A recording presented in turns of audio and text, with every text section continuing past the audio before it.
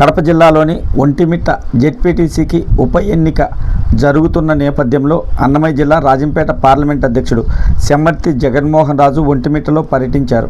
ఈ సందర్భంగా మాజీ ఎంపీటీసీ, టీడీపీ మహిళా నాయకురాలు ఓబినేని సుబ్బమ్మ, టీడీపీ నాయకులు జిలాని భాష, పసుపులేటి కృష్ణయ్య, పసుపులేటి మల్లికార్జున, రామాలయం దగ్గర ఉన్న సుబ్బరాయుడితో పాటు పలువురు నాయకులను కలిసి అందరం ఏకతాటిపైకి వచ్చి ఒంటిమిట్ట జెడ్పీటీసీ స్థానాన్ని గెలిపించుకోవడానికి కృషి చేయాలని కోరారు.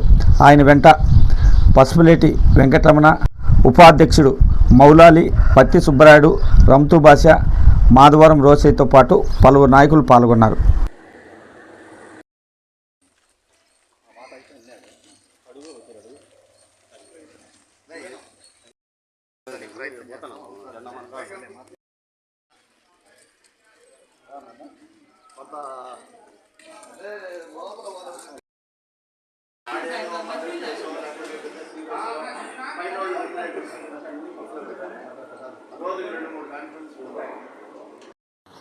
బయట తీసుకుందరా తక్కువ ఉందమ్మా.